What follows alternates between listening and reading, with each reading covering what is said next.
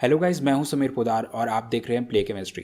Guys, आज का video कुछ स्पेशल है क्योंकि आज हम पूरी की पूरी केमिकल बॉन्डिंग चैप्टर सिर्फ और सिर्फ आधे घंटे के अंदर करने वाले हैं। Basically I will be explaining you the most important topic of this chapter in shortest way possible. इस वीडियो में हम chemical bonding, VSEPR theory, hybridization, valence bond theory, molecular orbital theory जैसे इंपॉर्टेंट टॉपिक्स एक single video में ही complete करने वाले हैं। So let's get started.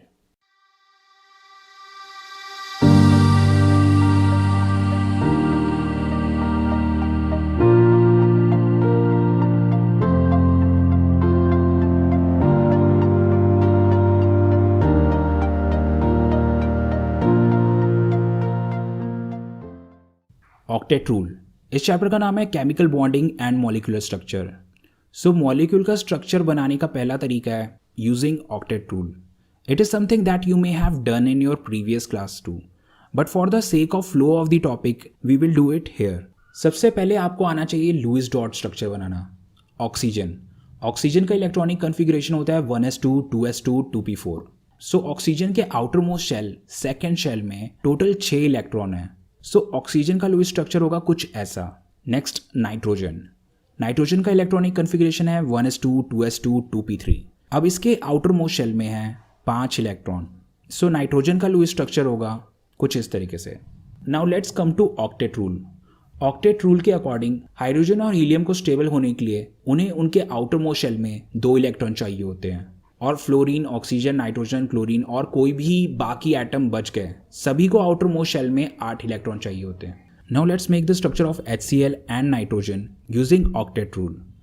HCl hydrogen के आउटर मोस्ट शेल में है 1 इलेक्ट्रॉन और क्लोरीन के आउटर मोस्ट शेल में है 7 इलेक्ट्रॉन।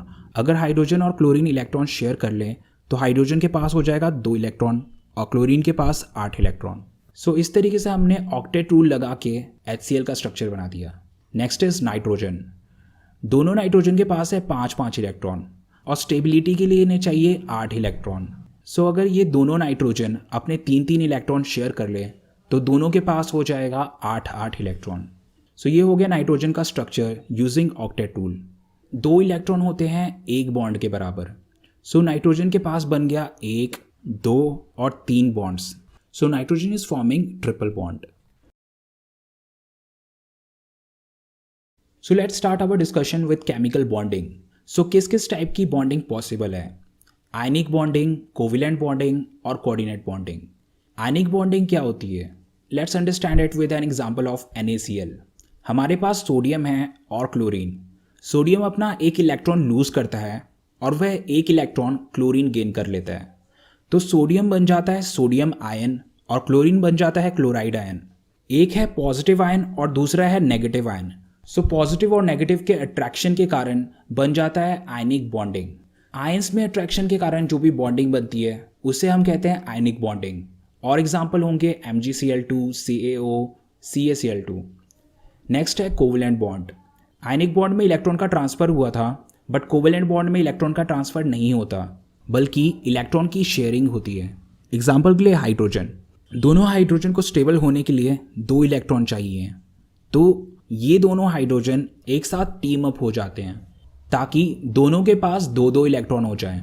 सो यहाँ पे बॉन्डिंग हुई है शेयरिंग के कारण। सो ये हो गया कोवेलेंट बॉन्ड। और एग्जाम्पल होंगे oxygen, nitrogen, HCl। Third is coordinate bond. Coordinate bond भी कोवेलेंट जैसा होता है, पर इसमें कुछ डिफरेंस है जो हम एक एग्जाम्पल के थ्रू समझेंगे। SO2 सल्फर के पास 6 इलेक्ट्रॉन है और दोनों ऑक्सीजन के पास भी 6-6 इलेक्ट्रॉन्स हैं। सल्फर और दोनों ऑक्सीजन सभी को स्टेबल होने के लिए 8 इलेक्ट्रॉन की ज़रूरत है। सो पहला ऑक्सीजन और सल्फर अगर अपना 2-2 इलेक्ट्रॉन शेयर कर ले तो ऑक्सीजन और सल्फर दोनों के पास 8-8 इलेक्ट्रॉन हो जाएंगे। तो दोनों ने अपना ऑक्टेट कंप्लीट कर लिया, पर अभी भी दूसरा ऑक्सीजन बचा हुआ है। अगर दूसरा ऑक्सीजन सल्फर के साथ इलेक्ट्रॉन शेयर कर ले तो ऑक्सीजन का तो ऑक्टेट बन जाएगा, बट सल्फर के पास 8 इलेक्ट्रॉन से ज़्यादा हो जाएंगे। सो आइडियल वे ये है कि सल्फर अपने 2 इलेक्ट्रॉन डोनेट कर दे और ऑक्सीजन वो 2 इलेक्ट्रॉन को एक्सेप्ट कर ले। सो यहाँ पे सल्फर बन गया इलेक्ट्रॉन डोनर और ऑक्सीजन बन गया इलेक्ट्रॉन एक्सेप्टर। इस तरीके से अब ऑक्सीजन में 8 इलेक्ट्रॉन हो जाएंगे और सल्फर में भी टोटल 8 इलेक्ट्रॉन ही रहेंगे। सो यहाँ पे भी ऑक्टेट रूल फॉलो हो रहा है। पहले ऑक्सीजन और सल्फर दोनों ने मिलके कोवेलेंट बॉन्ड बनाया, बट जो दूसरा ऑक्सीजन और सल्फर है वो दोनों मिलके कोऑर्डिनेट बॉन्ड बना रहे हैं। कोऑर्डिनेट बॉन्ड को हम एरो से रिप्रेजेंट करते हैं, एंड क्योंकि सल्फर ऑक्सीजन को इलेक्ट्रॉन दे रहा है, so we will make arrow from sulphur to oxygen. But not all structure follows octet rule. जैसे कि PCl5 और SF6, हमें पता है कि एक बॉन्ड क्या होता है, 2 इलेक्ट्रॉन के बराबर। सो PCl5 के अराउंड है 5 बॉन्ड्स, तो P के अराउंड हुए total 10 electrons. But octet rule के अकॉर्डिंग होना चाहिए इसके आसपास सिर्फ 8 इलेक्ट्रॉन।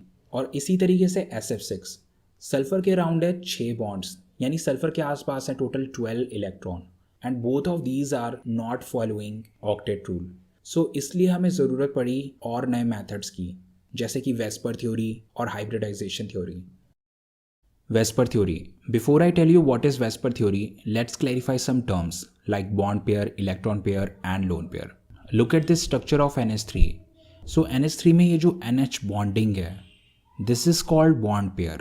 So यहाँ पे टोटल 3 bond pairs हैं।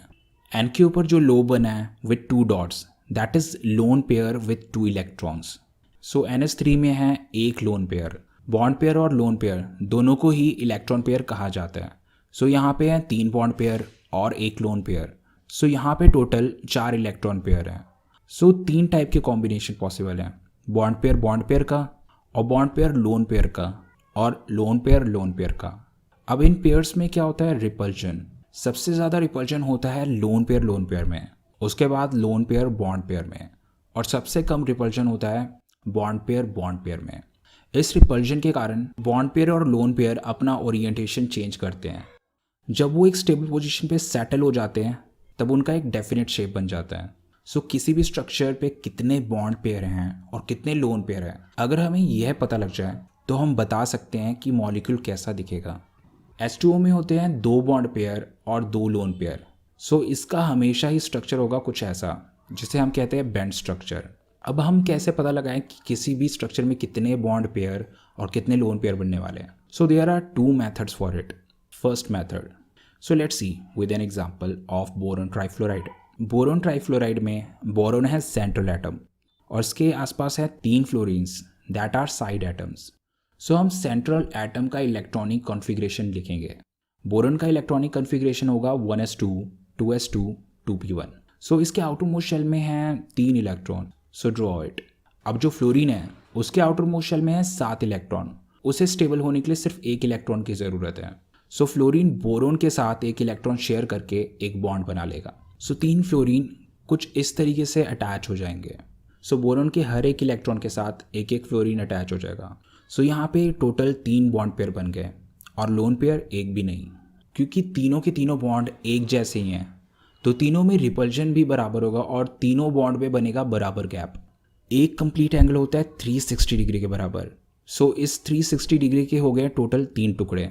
So angle between each bond is 120 degree. This shape looks like a triangle on a plane. So it is called trigonal planar. Let's do one more example before we do second method. Let's make SF4. तो सबसे पहली बात हमें पता है central atom का हमें electronic configuration लिखना है और उससे हमें पता लगाना है कि आउटर मोस्ट शेल में कितने इलेक्ट्रॉन्स होंगे। बट यहाँ पे मैं एक शॉर्टकट मारूंगा। यहाँ पे मैं ग्रुप वाला मेथड यूज़ करने वाला हूँ। सल्फर लाई करता है ऑक्सीजन के ग्रुप में, उससे टेपो, oxygen, sulphur, selenium, tellurium, polonium. So एक ग्रुप में जितने भी एलिमेंट्स होते हैं सबका आउटर मोस्ट शेल एक जैसा ही होता है। सो ऑक्सीजन के आउटर मोस्ट शेल में 6 इलेक्ट्रॉन होते हैं, तो सल्फर के भी आउटर मोस्ट शेल में कितने होंगे, 6 इलेक्ट्रॉन। सल्फर के आउटर मोस्ट शेल नॉर्मली भी निकाले जा सकते हैं, बट इन केस आपको सेलेनियम, टेलुरियम के आउटर मोस्ट शेल निकालने के लिए आ जाए then you can use this method. So sulphur के आउटर मोस्ट शेल में है 6 electron. So let's draw it. SF4 में सल्फर के आसपास 4 फ्लोरीन लगने हैं। फ्लोरीन को ज़रूरत है सिर्फ 1 इलेक्ट्रॉन की। सो सल्फर के ये जो 4 इलेक्ट्रॉन हैं वहाँ पे लग जाएंगे 4 फ्लोरीन। अब यहाँ पे बन गए हैं 4 बॉन्ड पेयर और बचा एक लोन पेयर। बट अभी इसका स्ट्रक्चर नहीं बना है। बॉन्ड पेयर लोन पेयर में रिपल्जन होगा until it organize itself in a stable position. Reorganization के बाद ये दिखेगा कुछ ऐसा, and this shape is called seesaw structure. अब आपके दिमाग में आ रहा होगा कि हमें कैसे पता लगेगा कि स्टेबल स्टेट में आने के बाद शेप कैसा दिखेगा। Guys, all you need to know is number of bond pairs and lone pairs.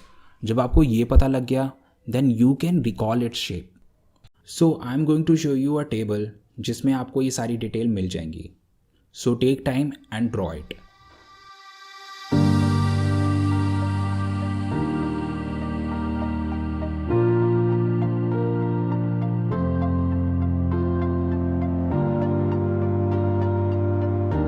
Plus, I have made a mnemonics video on Vesper shape.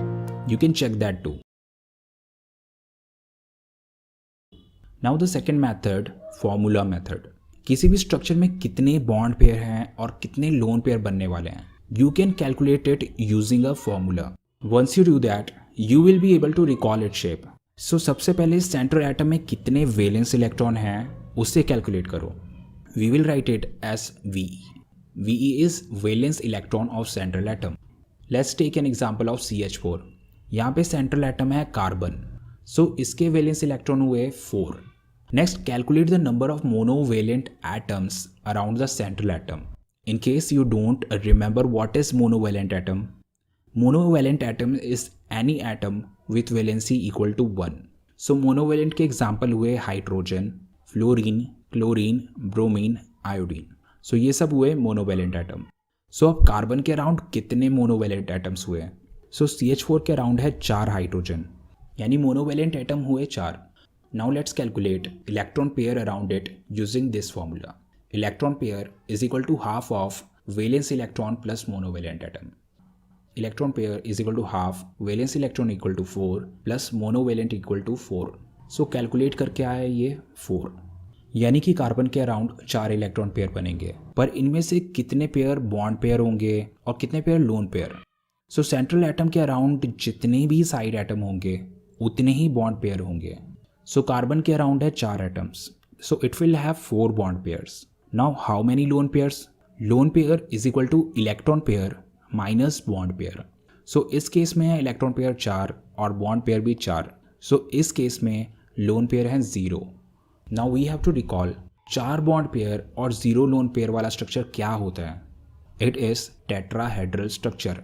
So CH4 will look like this. Now guys one more example. अभी भी जो मैं example देने वाला हूँ वो आपको काफ़ी सारी मिस्टेक्स करने से बचाएगा. O3 ozone. सो ओजोन में एक ऑक्सीजन सेंट्रल एटम है और बाकी के 2 ऑक्सीजन बन गए इसके साइड एटम. सो ऑक्सीजन का वैलेंस इलेक्ट्रॉन होता है 6 और मोनोवेलेंट अराउंड इट ऑक्सीजन की वैलेंसी होती है 2. So oxygen is divalent not monovalent. So इस केस में monovalent atom is equal to 0.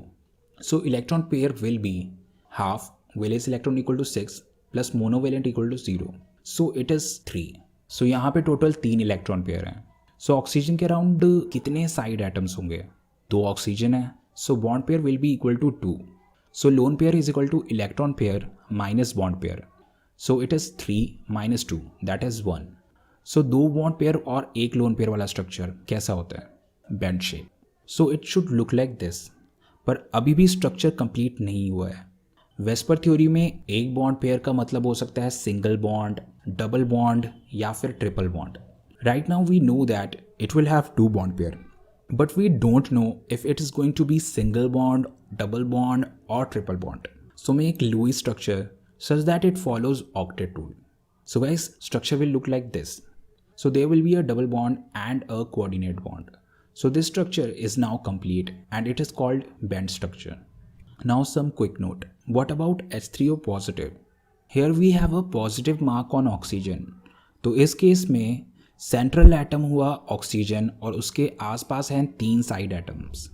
So oxygen का वैलेंस इलेक्ट्रॉन कितना होगा? You may say valence electron is equal to 6. Wrong. Positive mark के कारण there will be 1 less electron. Now we will have valence electron equal to 6 minus 1 equals to 5. Similarly, NH2 negative के case में क्या होगा? So nitrogen is central atom, इसका valence electron होना चाहिए 5. But negative sign के कारण there will be 1 more valence electron. So it will be 5 plus 1 equal to 6 electrons.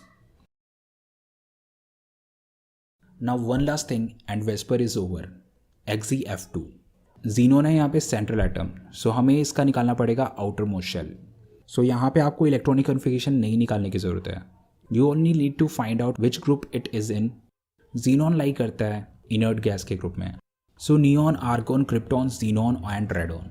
Neon के आउटरमोस्ट शेल में होते हैं 8 इलेक्ट्रॉन। सो जीनॉन के आउटरमोस्ट शेल में भी कितने होंगे? 8 इलेक्ट्रॉन। सो जीनॉन फ्लोराइड के केस में बॉन्ड पेयर होंगे 2, लोन पेयर होंगे 3 और इलेक्ट्रॉन पेयर होंगे 5। रफली it should look like this. So हमारे को रिपल्शन कम रखना है और उसके हिसाब से हमें लोन पेयर को प्लेस करना है। So should it be like this और लाइक दिस? सो यहाँ पे 2 स्ट्रक्चर दिए हुए हैं, तो इन दोनों में से कौन सा स्ट्रक्चर सही होगा जिसमें लोन पेयर रिपल्शन मिनिमम हो? फर्स्ट वाले स्ट्रक्चर में lone pair 1 lone pair 2 90 degree पे है and lone pair 2 lone pair 3 भी 90 डिग्री पे है। सो ये लोन पेयर्स काफ़ी करीब हुए। एंड सेकंड स्ट्रक्चर में देखो, सारे के सारे लोन पेयर 120 डिग्री एंगल पे हैं, यानी कि सभी काफ़ी दूर हैं एंड आइडियली लोन पेयर दूर ही होना चाहिए। So second structure will be more stable than structure 1। So there are 2 position, equatorial and axial position. If you want a stable structure, never put lone pair on axial position. First put all lone pairs on equatorial position. So that's how you will be able to make stable structure. अब करेंगे valence bond theory. So this is another method of making molecular structure. Before we even start doing this, let's make s and p orbital. S orbitals look like this and p orbitals look like this. I will make 4 structure here to clarify valence bond theory completely. Hydrogen, hydrogen fluoride, fluorine and oxygen. So hydrogen का electronic configuration है 1s1. So basically it means hydrogen का outermost shell है first shell में और first shell में है एक s orbital जिसमें है एक electron. Both of these hydrogen are half filled. So ये दोनों half orbital overlap हो जाएंगे and दोनों के पास 2-2 electron हो जाएंगे. सो यहाँ पे दोनों के दोनों s ऑर्बिटल थे, so it will be called SS overlapping. So इस तरीके से हाइड्रोजन मॉलिक्यूल बन गया using valence bond theory. Now next one is hydrogen fluoride. So hydrogen का इलेक्ट्रॉनिक कन्फिग्रेशन 1s1 और फ्लोरीन का 1s2 2s2 2p5। So fluorine का valence shell lie करता है सेकेंड शेल में, इसमें है एक s orbital and 3 p orbitals.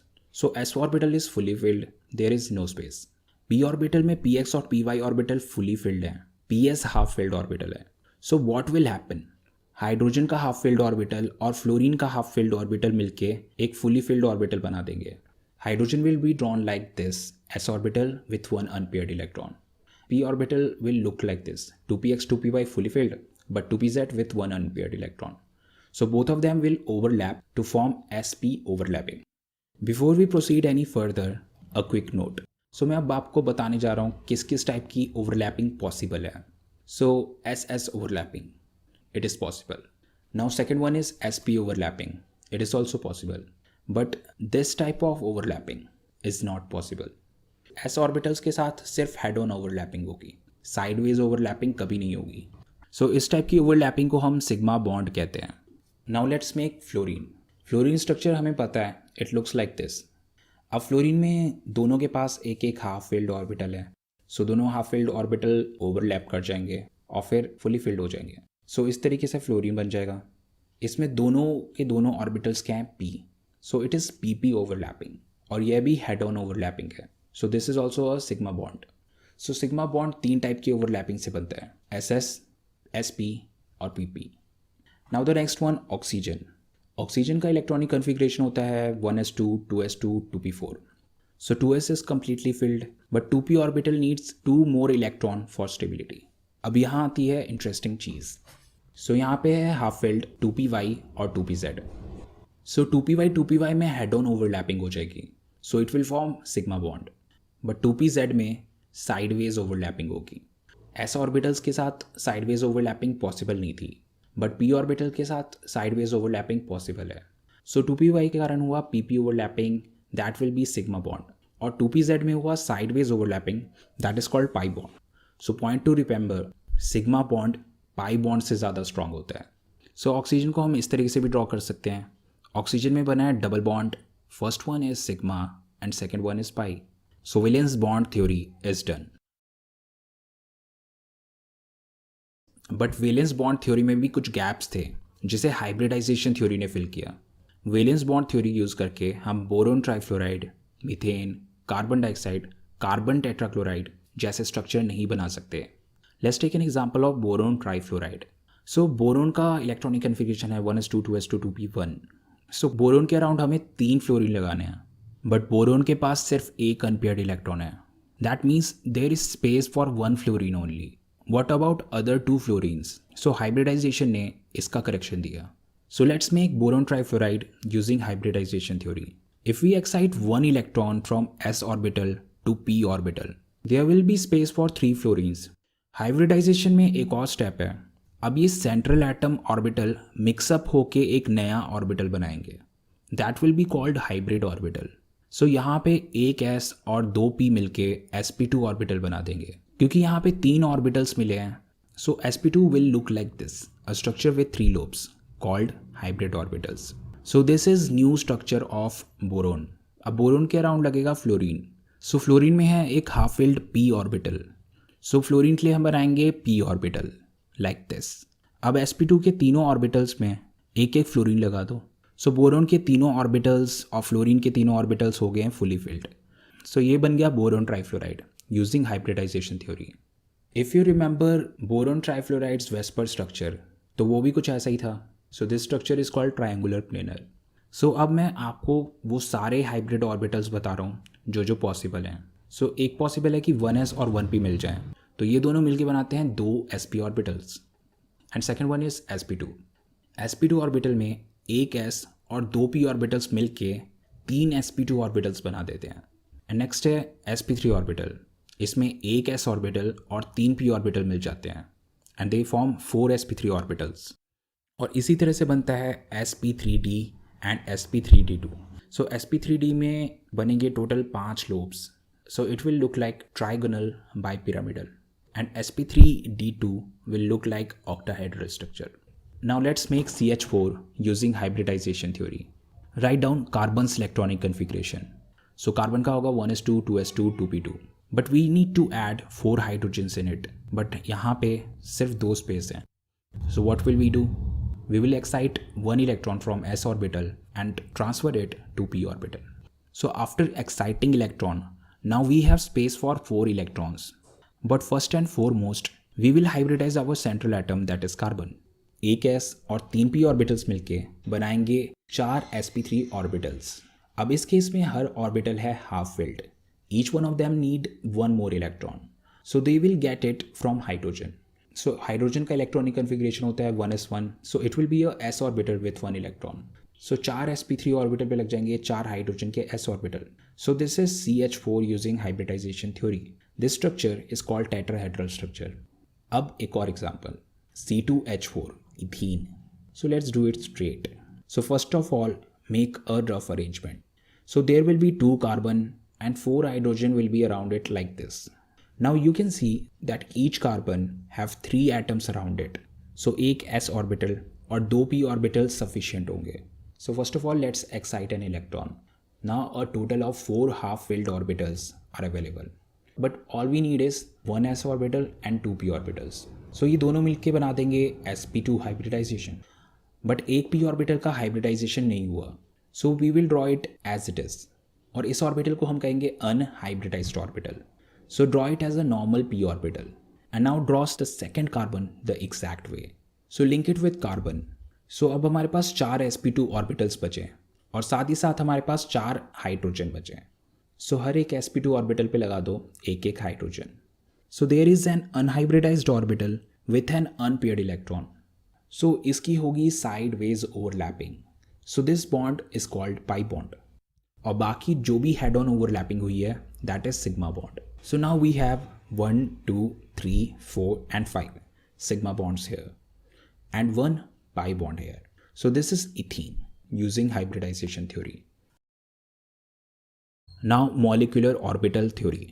अभी तक हमने सिर्फ एलिमेंट्स का इलेक्ट्रॉनिक कन्फिग्रेशन निकालना सीखा है, जैसे कि हाइड्रोजन, ऑक्सीजन, नाइट्रोजन, ऐसे एलिमेंट्स का इलेक्ट्रॉनिक कन्फिग्रेशन. पर अब हम मॉलिक्यूल्स का, यानी कि hydrogen molecule, oxygen molecule, nitrogen molecule जैसे मॉलिक्यूल्स का इलेक्ट्रॉनिक कन्फिग्रेशन निकालेंगे using molecular orbital theory. So let's do it for nitrogen first. So nitrogen element का इलेक्ट्रॉनिक कन्फिग्रेशन है 1s2 2s2 2p3. सो इसका ऑर्बिटल डायग्राम होगा कुछ ऐसा. Now we will use this to make molecular orbital diagram. So अब हम nitrogen के जितने भी एटॉमिक ऑर्बिटल्स हैं उसे वर्टिकली इस तरीके से अरेंज कर देंगे and make it for the second nitrogen too. अब ये जो नाइट्रोजन के एटॉमिक ऑर्बिटल्स हैं ये बनाएंगे बीच में मॉलिक्यूलर ऑर्बिटल्स। यहाँ पे है दो 1s ऑर्बिटल्स और जब ये कंबाइन होंगे then it will form 2 molecular orbital. First one molecular orbital को कहेंगे सिग्मा 1s और दूसरे को कहेंगे sigma star 1s। So first one को हम कहते हैं बॉन्डिंग ऑर्बिटल और सेकेंड वन जिसमें एक स्टार लगा है that is anti bonding orbital.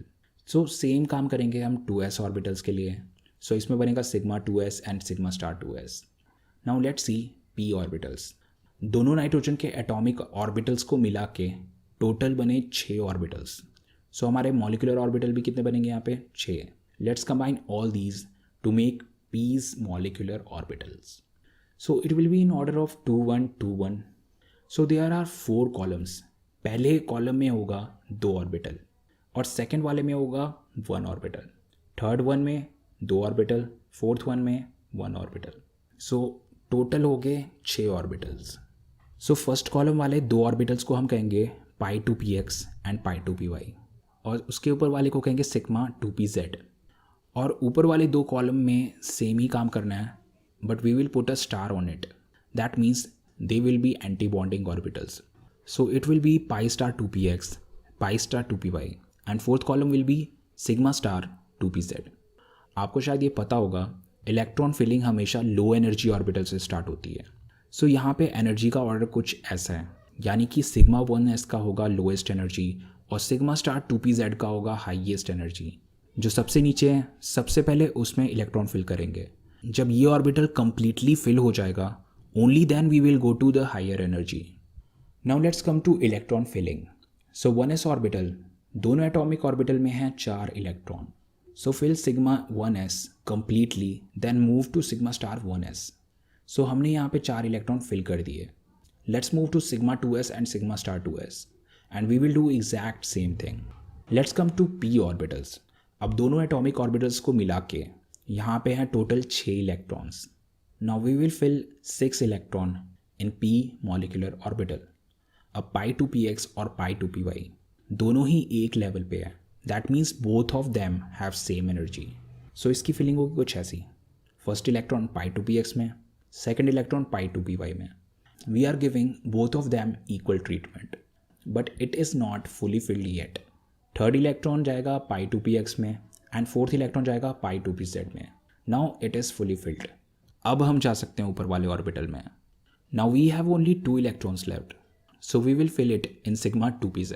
So fifth and sixth electron goes to sigma 2 pz। So if you want you can write its electronic configuration like this.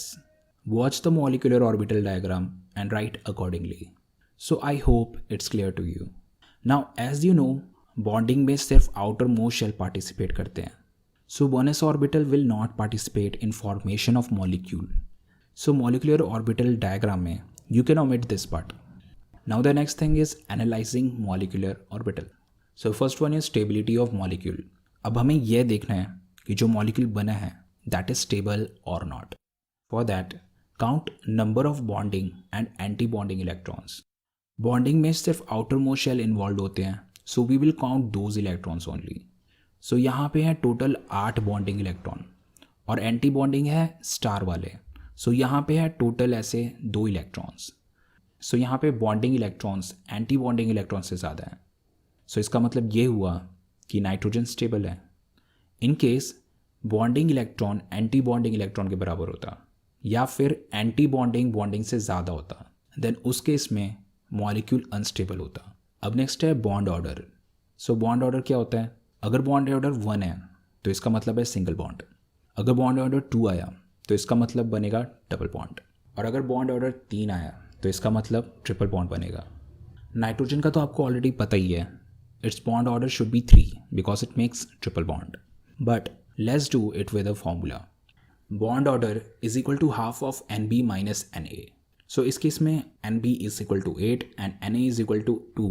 So half of 8 minus 2 यानी कि 6/2 that is 3. So यहाँ पे bond order है 3. अब मान लो हमें 2 molecules दिए हैं, एक का bond order है 3 और दूसरे का bond order है 1. So which one will have more strength? Bond order 3 का मतलब ट्रिपल बॉन्ड बॉन्ड ऑर्डर 1 का मतलब सिंगल बॉन्ड, सो ऑब्वियसली जिसका बॉन्ड ऑर्डर 3 है that will have more strength. So जितना बॉन्ड ऑर्डर हाई होगा उतनी ज़्यादा स्ट्रेंथ होगी। अब लास्ट पैरामैग्नेटिक या डायमैग्नेटिक। सो अब मॉलिक्यूल पैरामैग्नेटिक होगा या फिर diamagnetic.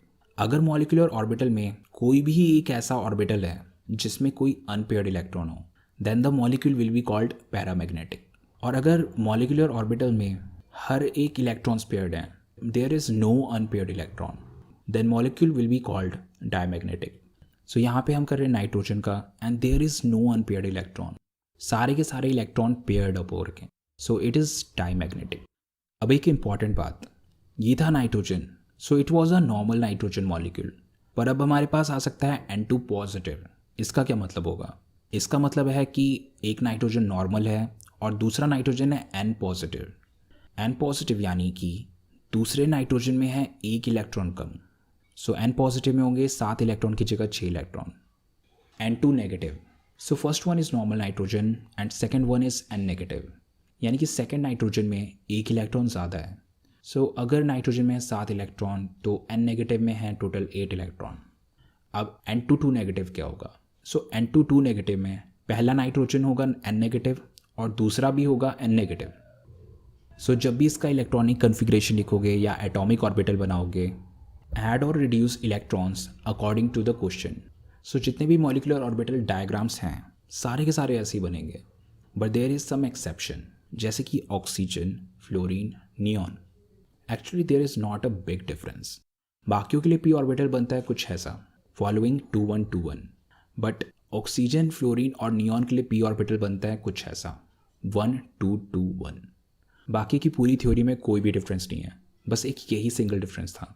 If this is clear you will be able to do any type of molecular orbital diagram. So congratulation, you have completed chemical bonding and molecular structure chapter in just 30 minutes.